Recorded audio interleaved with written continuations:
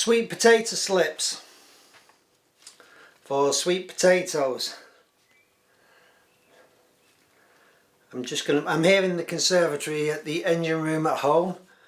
I'm just going to show you how I propagate and produce my sweet potato slips. Here we go. There's a little batch here that I've been potting up.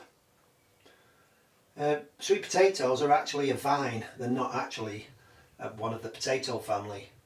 That's why they grow these really long tendrils here, and they are a heat loving plant. So it's a good time, April, ideally beginning of April or even later in April like now, to get some sweet potatoes and start your little slips, because it's these slips you want to plant in the ground towards the end of May to get your sweet potato crop. You want to get one of these plastic storage boxes, and what you want to do is get your sweet potatoes. Put some compost, some potting compost inside. Any compost will do really, as long as it's not too rich. And just about bury your sweet potatoes. You can just see the surface of them there. It's better if they're just covered, but don't bury them too deep. Now what works best for this, these are supermarket sweet potatoes. We never really know, but generally they do okay. And the ones that work best are slightly older ones, sort of more shriveled up ones. If you've had some in the cupboard for a month or so, use them because they work better than really fresh hard ones. If they've got some mould on them on the back, literally just cut that off and then put some compost in here. Just bury the sweet potato, space them apart. There's actually two in here, quite close together, because there was three, but we actually had one of these rot because the soil just got a bit too moist. Now you want the soil moist, sort of, so it holds together like that, but not too moist so that they're absolutely saturated. And you want to keep this really humid, hot environment. And what I do, I never close the lid completely because it just gets too hot, steamy, and it's more likely to get diseases and funguses and things. So just keep the lid open a little bit, just keep it slanted a little bit so that some air can get in and you'll still produce that environment that these like. So what they will do, they will start throwing these slips up from the sides and the ends and everywhere. And what you want to do obviously is take the slips off. Now don't be tempted to pull the slips off, rip them off the plant, because you're actually destroying the node then that the slips are growing from. Yeah, so you want to take your scissors and just cut it right at the base there. That's actually one slip, that. And now generally, if you leave them in long enough, you'll find that they already have a little bit of root on them like that. So ideally what you want to do is trim all these lower leaves off like that. You can take as many of these off as you want really. You can actually see a root being produced there as well.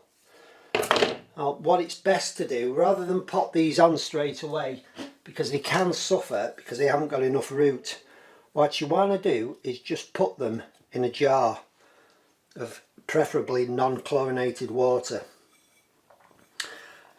Don't have the water too high, otherwise they will start throwing roots out right the way up the stem. So keep it more or less to your pot height. The pots I'm putting mine in are that height, so you can see that the water is comfortably on the bottom of the pot, so that when this does start rooting up, I can just put the plant in and all roots are in the soil then. Now here are some which have been in this jar maybe 3 or 4 days. I think these ones have been in slightly longer, so you can see the amount of root that they start putting out. They really do start putting an awful lot of root out, and you want one ideally that sort of started developing the root system like that, really long root system. And we'll use that one, and I'll show you how I pot these up. There's another one there actually. That one, because it's a smaller plant, that one can now be potted on as well. A nice healthy root system just starting to develop on it. You don't want to take all the slips off. Always leave at least 1 or 2 on the tuber so that it can continue to grow. I generally leave 1 to 2 of these slips on the tuber, and I like to harvest them when they're about that length, sort of 6 or 7 inches. When they start getting to the top of this tote box, I pretty much know that they're going to have, you know, a bit of a good root system with them, like that. So they're already going to have a little bit of root. In about 1 week that plant will be ready to for putting in a pot. So let's get this one in a pot now. Dead simple.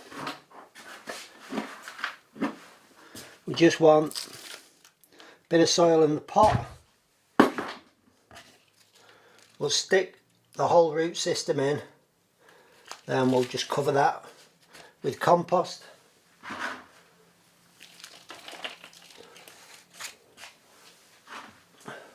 Just firm it down nicely so there's plenty of contact between the root and the compost.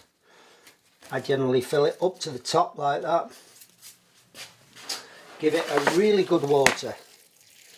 Get that compost nice and damp. And if the plant's got enough root system, after they may wilt slightly for 1 or 2 days, but if it's got enough root system it will manage to pick itself up and get going. If you haven't got a root system that's as developed as that, what you want to do is put your pot back in the sort of propagator here, and if you leave it in there for 2 days it will then really pick up and start putting its roots out into this compost.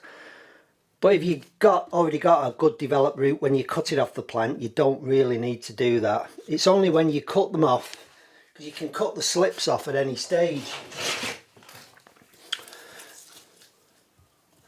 I'll take another off.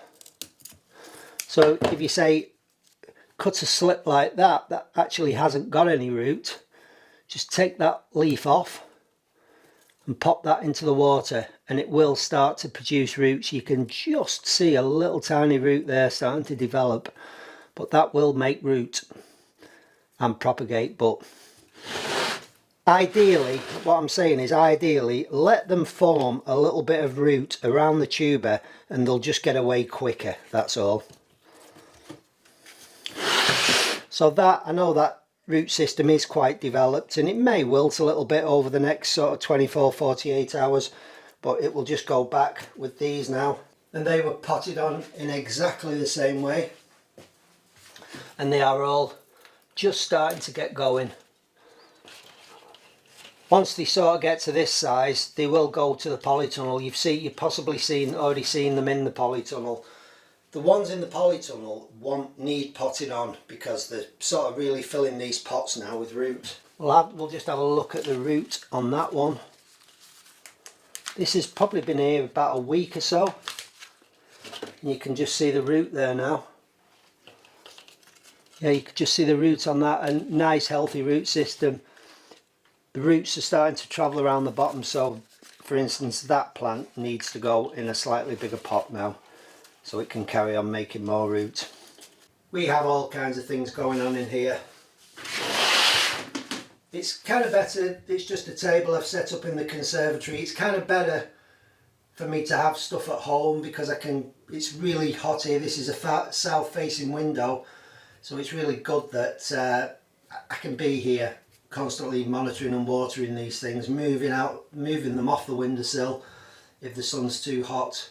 But everything germinates in here just so well, it really does. So it's just like a giant propagator, this room.